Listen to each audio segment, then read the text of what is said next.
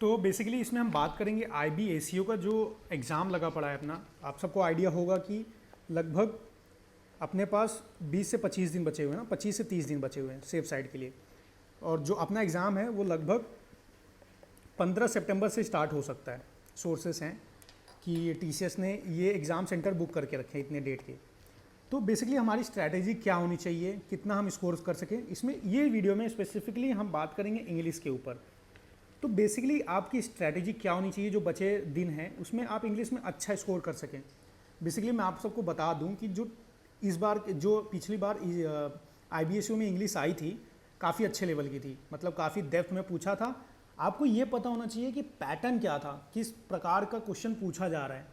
मैं आपको बता दूं जो इंग्लिश की लेवल है वो ना ही बैंक के बराबर है ना ही SSC के बराबर है, कहीं दोनों के बीच के बराबर का है। ठीक है, तो आपकी स्ट्रैटेजी भी उस प्रकार की होनी चाहिए कि आप इजीली डील कर पाएँ। अब देखिए, अगर आपने यहाँ प्रैक्टिस नहीं किया तो एग्जाम सेंटर में अगर आपको ऐसे क्वेश्चन दिखेंगे तो आपको टाइम लगेगा, और टाइम का ही कंस्ट्रेंट है ये एग्ज़ाम में। आप सबको पता होगा कि इसमें 5 सेक्शन आते हैं, इंग्लिश है, मैथ्स है, रीजनिंग है, GS है, करंट अफेयर है। ये सारे मिला के 5 सेक्शन हो गए आपको। बेसिकली इस वीडियो में हम बात करेंगे इंग्लिश में आप कैसे अच्छा स्कोर कर सकते हैं। बिना इंग्लिश में अच्छा स्कोर किए आपके लिए डिफ़िकल्ट होगा। ठीक है, ये हो गया। अब हम बात करेंगे कि वो कैब के लिए क्या स्ट्रैटेजी होनी चाहिए। वो कैब के लिए आपको क्या करना है। बेसिकली देखिए, पहले तो मैं आपको बता दूं कि ये पूछने का मेथड क्या है। इसमें आप देख सकते हैं कि 4 वर्ड दे दिए, 1 2 3 4, और 4 सेंटेंस दे दिए।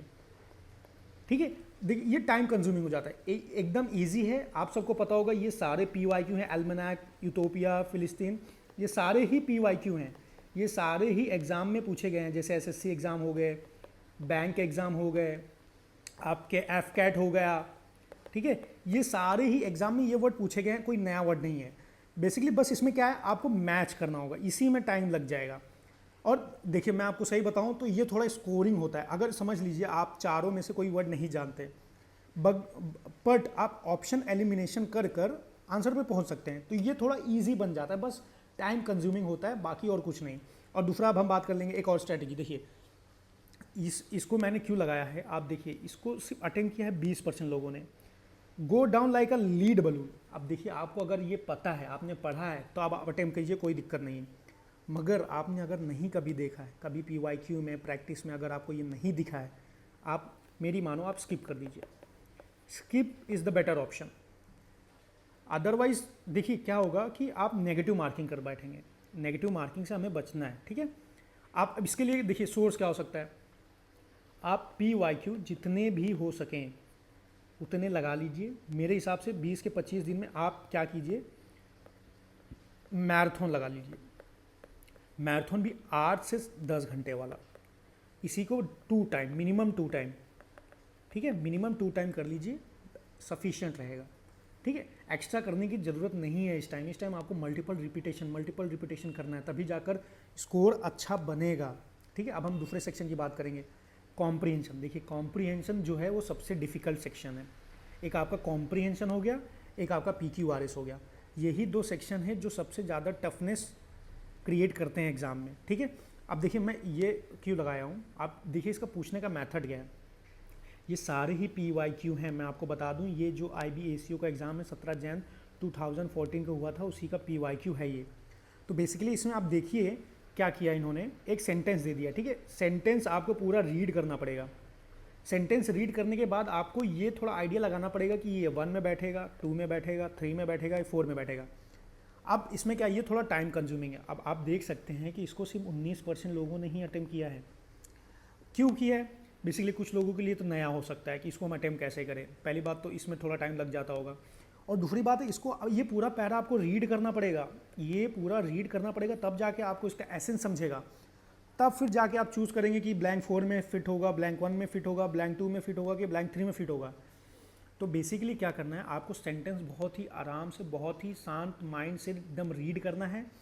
उसके बाद ये चारों ब्लैंक जो जगह है इनको रीड करना है, इनके आजू बाजू के वर्ड को रीड करना है। फिर आपको समझना है कि whether this sentence would fit in this section और नॉट। ये आपको थोड़ा दिमाग लगाना पड़ेगा।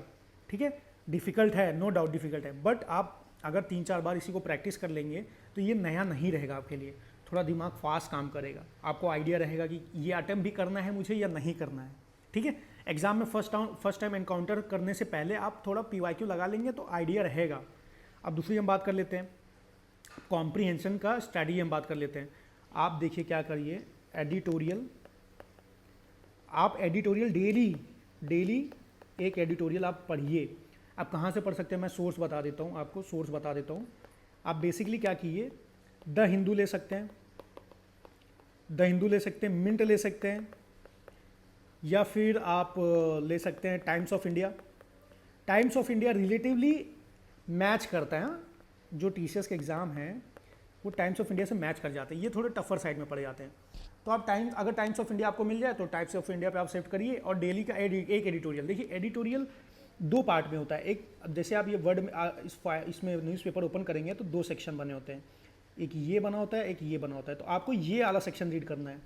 ये पेज नंबर 5 to 6 के बीच में होता है, वेरी करता है दूसरे न्यूज़पेपर में, बट आपको ये वाले यूज़ करने हैं, रीड करने हैं। इसी को कम से कम 3 बार आपको रिपीट करना है, तब जाकर आपको थोड़ा अंडरस्टैंडिंग डेवलप होगा। इतना तो आपको करना पड़ेगा। ठीक है, चलिए हम बात करते हैं नेक्स्ट सेक्शन पे। अब आता है PQRS। देखिए सबसे ज़्यादा सरदर्द अगर इंग्लिश में कोई होता है तो PQRS, इसमें अनसर्टेनिटी बनी होती है। अगर ईजी पूछ लिया तो बेसिकली सभी कर लेते हैं, उसमें कोई दिक्कत नहीं है। ठीक है, बट अगर जैसे मैंने आपको ये दिखाया, इसमें कितने वर्ड दे दिए, 1 2 3 4 5 6 दे दिए। और नॉर्मल SSC एग्ज़ाम में कितना पूछता है आप सबको पता है, 4 देता है, वो भी ड्यूएबल होते हैं, ईजी होते हैं। तो बेसिकली इसका जो लेवल है ना ही बैंक के बराबर है ना ही SSC, क्योंकि जो सेंटेंस दिए हुए हैं वो रीडेबल हैं, कॉम्प्रीहेंसिबल है, आप कॉम्प्रीहेंड कर पाएंगे। तो उतनी ईजी भी नहीं है, उतना डिफ़िकल्ट भी नहीं है। बेसिकली आपको इसमें क्या आना चाहिए, एलिमिनेशन मेथड आपको आना चाहिए। अब एलिमिनेशन मेथड क्या होता है, अगर आप बोलेंगे तो एक वीडियो इस पर भी मैं बना दूंगा, मुश्किल से 6 से 7 मिनट का वीडियो होगा, आपको डेफिनेटली बेनिफिट होगा। ठीक है, क्या होता है इसमें कि देखिए मैं आपको थोड़ा सा बता देता हूँ। जैसे 6 सेंटेंस दिए हुए हैं, 1 2 3 4 5 6। अगर आपने इनमें से पता कर लिया कि A के बाद B आएगा या C के बाद D आएगा, तो आप बाकी के सारे सेंटेंस एलिमिनेट कर सकते हैं। जैसे आपको पता चल गया हाँ C के बाद D आना ही आना है, तो अगर जैसे DC दिया हुआ है या DAC दिया हुआ है तो सारे सेंटेंस आप एलिमिनेट कर सकते हैं। तो ये एक एलिमिनेशन मेथड है जो काम करता है PQRS में, काफ़ी बेनिफिट होगा आपको। ठीक है, अब हम नेक्स्ट सेक्शन में बात करते हैं। देखिए अपना टारगेट स्कोर क्या होना चाहिए, सबसे बड़ी बात यही है कि अपना इंग्लिश में टारगेट स्कोर क्या होना चाहिए ताकि हम अच्छा स्कोर कर सकें। ठीक है, बेसिक इंग्लिश बहुत ही इंपॉर्टेंट रोल प्ले करने वाला है। आपको मैं एक चीज़ बता दूं, डिफ़िकल्टी लेवल अगर आप बात करेंगे, डिफ़िकल्टी लेवल जो है IBSEO में सबसे ज़्यादा डिफ़िकल्ट इसमें है आपका करंट अफेयर, फिर उसके बाद आता है आपका मैथ्स, फिर आता है आपका GS, फिर आती है आपकी इंग्लिश, फिर आती है आपकी रीजनिंग। तो आप समझ सकते हैं ना, करंट अफेयर पे जितना एफर्ट आप मारेंगे उसका 50% आप अगर इंग्लिश में मारेंगे तो आपको 4 से 5 नंबर का प्रॉफिट होगा। ठीक है, इतने के प्रॉफिट आपको होंगे। तो देखिए आप करंट अफेयर के लिए भी अपन बाद में डिस्कस कर लेंगे कि कितना स्कोर करना है, कहाँ से क्या सोर्स है, सब मैं आपको बता दूंगा, कोई टेंशन की बात नहीं है, अच्छे सोर्सेस हैं मेरे पास, मैं बता दूंगा। बट हम यहाँ पे बात करेंगे इंग्लिश के ऊपर। ठीक है, तो इंग्लिश के लिए आपको जो बचे हुए दिन हैं उसमें क्या करना है मैं बताता हूँ। एक एडिटोरियल तो डेली आपको पढ़ना है। ठीक है, ये तो मस्ट है, इसको आप रिप्लेस मत करिए, एक ये कर लीजिए। ठीक है, दूसरी चीज़ आप 10 PQRS सॉल्व कीजिए। 10 PQRS कहाँ से, SSC के मत कर लीजिएगा, वो लेवल मैच नहीं करते, आपको करना है बैंक के। मैंने आपको दिखाया ना 6 सेंटेंस का वर्ड दिया है, तो 6 सेंटेंस वर्ड वाले आपको प्रैक्टिस करने हैं PQRS। ठीक है, PQRS करिए। वो कैप आप डेली 50 वो कैप डेली आप करिए, और 50 ही लगभग ईडियम्स, इतने आपको डेली टारगेट लेके चलना पड़ेगा। आपको डेली 2 से 3 घंटे इसको देने पड़ेंगे, क्योंकि स्कोरिंग सब्जेक्ट है। अगर इसमें आपने अच्छा कर दिया तो बाकी सब्जेक्ट्स में आपका बर्डन थोड़ा कम हो जाएगा। ठीक है, इतना ही करेंगे। अगर आप मेरा बात माने तो 50 प्लस लेके चलिए, तब जाके आप टायर 1 क्वालिफाई करेंगे। इससे भी कम जा सकता है, वैकेंसी ठीक ठाक है, इससे भी कम जा सकता है, बट मेरी माने आप 50 प्लस का टारगेट लेके चलिए, सेफ साइड है, काफ़ी ज़्यादा एक कॉन्फिडेंस बूस्ट करेगा। अगर आपने 50 प्लस कर लिया तो आपने इंटरव्यू भी अच्छा ही परफॉर्म कर लेंगे। इंटर रिलेटेड हैं ये दोनों, ठीक है। चलिए चलते, थैंक यू।